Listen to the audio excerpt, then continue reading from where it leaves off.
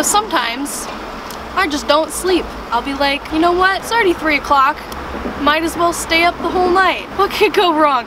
It'll be fine. So one time I made this Facebook status where I was talking about how I had been up for like 48 hours. And my mom texted me and she was really concerned and she was like, Bella, you have to sleep. If you don't sleep, you're gonna make bad decisions that you're gonna regret. And I was like, it's not like I'm joining a gang or doing drugs. I'm just staying up for 52 hours. I mean, it's not the worst thing you could do.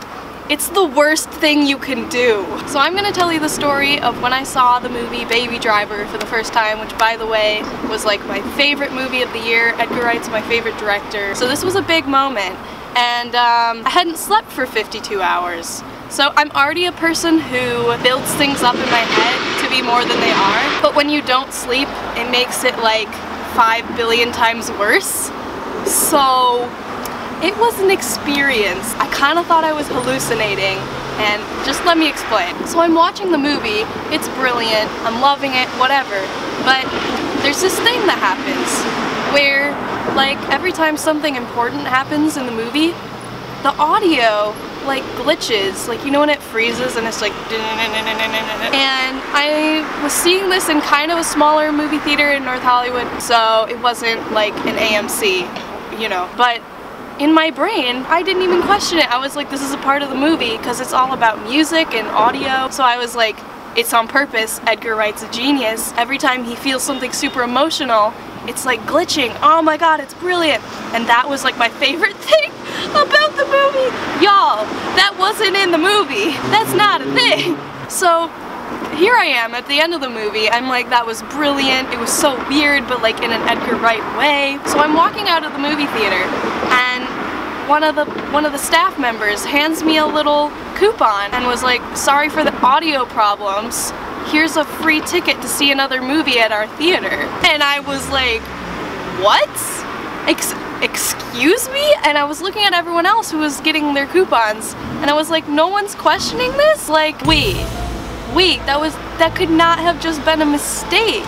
Like, it was my favorite part about the movie. And so I take my little coupon, I go up to the front, and I'm like, is this a joke? Like, is this real? And they're like, yeah, we just had some technical difficulties. You can see another movie for free with this coupon. I remember holding the ticket. I was going to the bathroom and I was just sitting in the stall, like staring at it, like I couldn't believe it was real. This is what happens when you don't sleep, people. So in the end, I've seen Baby Driver multiple times after this, and the glitching is not in the movie, but it seriously got me. When you really like love a director that much, you like see every little detail as, oh my god, it's so genius. Especially with Edgar Wright, he's all about Easter eggs and little details. Oh my god, it fucked me up permanently. Okay, example number 2 of me being someone who blows things out of proportion when she hasn't slept. So you thought you were getting a video where I didn't mention Dan and Phil. Nope, because this is the story of how I thought I got blocked, or like soft blocked,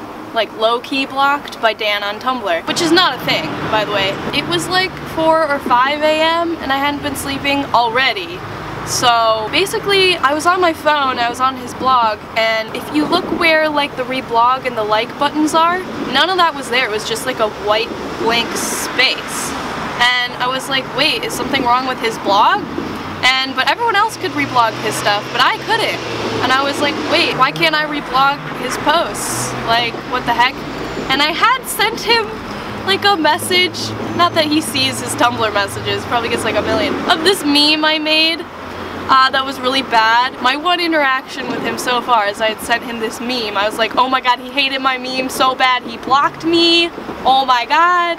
And basically I had this panic attack. Of course, when you Google, why can't I reblog someone's Tumblr post, the first thing that comes up is, bitch, you got blocked, you stupid. But like, I could still go to his blog, I could still search for his blog, it would come up. So I was like, what the heck is going on? Now at this point it's probably like 6 a.m. I'm freaking out. I'm Googling, I can't figure out what's going on. So I emailed Tumblr and was explaining the situation. I didn't hear back from them for like a month. And for like a month I couldn't reblog Dan's posts on Tumblr. And so for like a month I had this like low-key stress that Dan hates me, which is so stupid. It's the fucking stupid bullshit. When will I stop talking about Dan Howell on this fucking channel? Yeah, I was stressing, especially that first night. Oh my god, full-on panic attack. 90% caused by being half asleep, half awake. Not a good situation.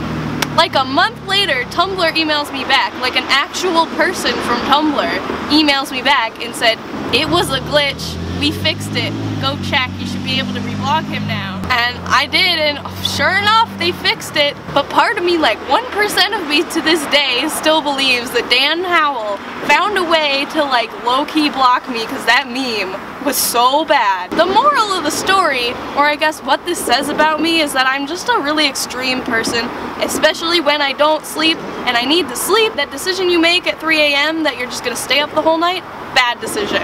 Worst decision you'll ever make. I'd rather you go snort some cocaine than decide. That's such a bad thing to say. There's kids that watch this channel. Don't do drugs. But I'm just saying, you have to sleep. It's so important. Okay, it's time to film the outro because it's getting dark, and so this is probably getting grainy because it's filmed on my really shit kit lens that came with the camera for free. Someday I'll get good equipment. Someday I'll buy a light. I want to tell you about my second channel. It only has 8 subscribers for a reason, because I talk about like personal stuff that I'm like afraid to admit and I don't want people to know, and so I posted to this channel that I assume no one watches. But please go check out my second channel and subscribe to that if you want to know the real me.